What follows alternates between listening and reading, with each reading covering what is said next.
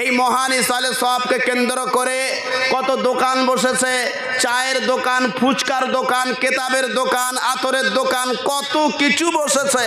দেখছিলাম আমি যখন আসছিলাম তখন তো বাজার থেকে ঢোকা যাচ্ছে না, পরিস্থিতি এমন খারাপ।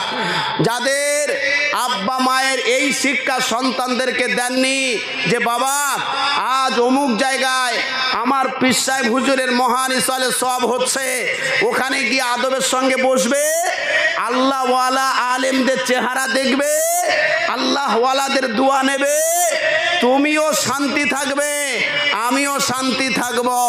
যাদের বাপ মা এই ধরনের শিক্ষা দিয়েছেন তারা ইনশাআল্লাহ, আমি আশাবাদী, সুন্দর করে তারা বসে আছেন এই কোরআনের কথা শুনবার জন্য, চাতক পাখির না তাকিয়ে আছেন। কথা বলেন, কথা ঠিক কিনা? আর যাদের বাপ মায়ের থেকে ভালো শিক্ষা নেয় নাই, ইসলামিক শিক্ষা নাই, শরীয়তের জ্ঞান নাই, কুল নাই, কলমা নাই, পূব পশ্চিম উত্তর দক্ষিণের জ্ঞান নাই, দাঁড়িয়ে গরুর মতো পেশাব করে, শরীয়ত জানে না, তারা তো আলেম উলামাদের সম্মান কি বুঝবে? তারা তো নিজেরাই জানে না যে আলেমের মর্যাদা কতটা। কথা ঠিক কিনা? এজন্য আমার মুসলমান পেয়ারা ভাইরা, আল্লাহ তাআলার কোরআনে হাকিম আর একটা তেলাওয়াত করেছি। আল্লাহ তাআলা কোরআনে হাকিমে বলেছে, যারা আমার বন্ধু হয়ে যায়, যারা আমার বন্ধু হয়ে যায় তোমরা তাদেরকে সম্মান করো, তাদের সম্মান করলে আমি আল্লাহ খুশি হয়ে যাব। জোরে বলবেন সুবহানাল্লাহ। আমার মুসলমান ভাইরা, আল্লাহ রাব্বুল আলামিন কোরআন শরীফে বলেছেন, আলা ইন্না আউলিয়া আল্লাহি লা খাউফুন আলাইহিম ওয়ালা হুম ইয়াহজানুন। আল্লাহু আকবার। আমার মুসলমান ভাইরা, আল্লাহ রাব্বুল আলামিন বললেন, ও পৃথিবীর মানুষ শুনে নাও, যারা আমার ভয়ে জীবন কাটিয়েছে, আমার রাস্তায় জীবন চালিত করেছে, আমার হুকুম মোতাবেক চলেছে, এমন করে তাদেরকে বলছি, তোমরা যেন কোনোদিন মনে করো না আমি আল্লাহ তোমাদের জন্য ভয়ের একজন ভয় তোমাদের জন্য ভয় কাজ করবে। না না, আমি আল্লাহ রাব্বুল আলামিন জানিয়ে দিলাম, যারা আমার বন্ধু হয়ে গেছে তাদের দুনিয়ার জগতে কোনো ভয় নাই, চিন্তা নাই, খৌফ নাই, আখিরাতেও কোনো ভয় নাই। আর ও আমার বান্দা শুনে নাও, তোমরা আমার বন্ধুদের সঙ্গে ভালো আচরণ করবে, ভালো ব্যবহার করবে। তোমরা যেন খবরদার তাদের দুনিয়া থেকে পর্দা নেওয়ার পরে তোমরা যেন মৃত্যু তাদেরকে বলো না। আমি আল্লাহ রাব্বুল আলামিন জানিয়ে দিলাম, এই জমিনে হাজার হাজার কোটি কোটি মানুষ বসবাস করে, আল্লাহর বান্দার অভাব নাই, আল্লাহর গোলামের অভাব নাই। তার ভিতরে যারা আল্লাহর ডাকে সাড়া দিয়ে আল্লাহকে খুশি করে দুনিয়া থেকে চলে গেছে, তাদের সম্মান আল্লাহ রাব্বুল আলামিন সোনালী অক্ষরে লিপিবদ্ধ করে রেখেছেন। কথা বলেন ঠিক কিনা? কথা বলেন ভাই। আমাদের কলকাতায় পশ্চিমবঙ্গে একজন পীর সাহেব আছেন, ফুরফুরা শরীফের মুজাদ্দিদুজ্জামান হযরত আবু বকর সিদ্দিক রাহমাতুল্লাহি আলাইহি, যাকে মুজাদ্দিদ বলা হয়, দাদা হুজুর পীর কেবলা। নাম শুনেছেন আপনারা? নাম শুনেছেন? কি মানুষ তিনি!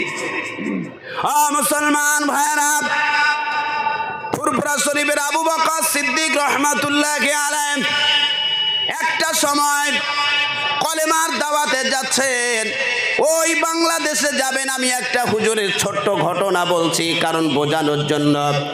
আমার আপনার পীর দাদা হুজুর পীর কেবলা রহমাতুল্লাহ আলাইহি চলেছেন। তৎকালীন সময় মাটিন ট্রেন চলতো। মাটিন ট্রেন বোঝেননি? মাটিন ট্রেন চলতো আজ থেকে 50-60 বছর আগে। মুসলমান ভাইরা, দাদা হুজুর পীর কেবলা রহমাতুল্লাহি আলাইহি উনি বেরিয়েছেন কলেমার দাওয়াতে, বেরিয়েছেন দিনের দাওয়াত দিতে, বেরিয়েছেন আল্লাহর কথা, আল্লাহর বড়ত্ব মহতের কথা মানুষের কাছে কাছে পৌঁছে দেওয়ার জন্য বেরিয়েছেন।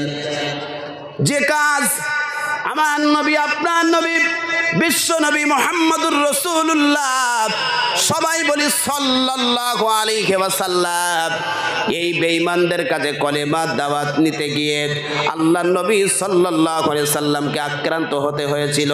হয়েছিল না হয়নি? কথা বলেন ভাই। ইসলামটা পৃথিবীর জমিনে পৌঁছে দেওয়ার জন্য নবীর দান শহীদ করে দিতে হলো। আল্লাহ নবীর মাথায় লোহার টুপি মেরে ঢোকায় দিল, আল্লাহ নবীকে মেরে বেহুশ করে দিল। আল্লাহ রব্বুল আলামিনের ফেরেশতারা এসে নবীজিকে বলছেন, ইয়া রাসূলুল্লাহ, আপনি একবার বলুন, আপনি যদি একবার অনুমতি দেন এই তায়েফবাসীদেরকে ওলট পালট করে দুনিয়া থেকে বিদায় করে দেব। মুসলমান ভাইরা, হয়তো মনে মনে ভাবছেন সহজে কলেমা পেয়েছি, সহজ ইসলাম পেয়েছি, আমরা অত মহাব্বত বুঝি না। কিন্তু এই ইসলামটা পাওয়ার ক্ষেত্রে আমার নবী আপনার নবীকে কষ্ট করতে হয়েছে, আমার নবী আপনার নবীকে রক্ত ঝরাতে হয়েছে। বিশ্ব নবী এতিম নবীকে ওই বেঈমানদের কাছে তাড়া খেতে হয়েছে। অবশেষে আল্লাহ নবী নিজের মাতৃভূমি মক্কা থেকে পালাতে হয়েছে।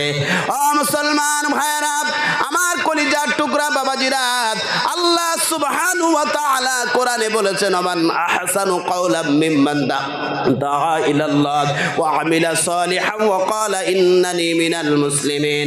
ও বান্দা, শুনে রেখে দাও, আমার জমিনে যারা আমার কথাগুলোকে একটা জায়গায় থেকে আরেকটা জায়গায় প্রচার করে, মানুষের কানে কানে শোনায় দেয়, আমার বড়ত্ব মহত্বের কথা যারা পৌঁছে দেয়, তারা হলো দিনের দায়ী, তারা হলো দিনের কাজ করে আমি আল্লাহ আমার মনোনীত। মুসলমান ভাইরা, এই যে আমি কলকাতা থেকে এসেছি, এই জায়গায় আল্লাহ বসিয়েছেন, আল্লাহ কথা বলবার সুযোগ করে দিয়েছেন, আল্লাহ কথা বলাচ্ছেন, আল্লাহর কথাগুলো বলছি আর আপনি সবাই শ্রবণ করছি। শ্রবণ করবার পরে আজ থেকে যদি বেনামাজিগুলো নামাজি হয়ে যায়, বেনামে এমন করে কোরআন জাননেওয়ালা না জাননেওয়ালারা জাননেওয়ালা হয়ে যায়, মিথ্যা কথা জবানে বলতো, মিথ্যা কথাগুলো যদি ছেড়ে দেয়, সুদের মালের সঙ্গে গরু সম্পর্ক ছিল, সুদের রাস্তারা যদি ছেড়ে দেয়, আল্লাহ রব্বুল আলামিন বললেন এই বলবার কারণে আর বান্দাগুলো যখন আমল করবে, আমল করবার কারণে যিনি বলেছেন ইনিও সমপরিমাণে সওয়াব পাবেন, আর যিনি আমল করবেন তিনিও সমপরিমাণে সওয়াব পাবেন।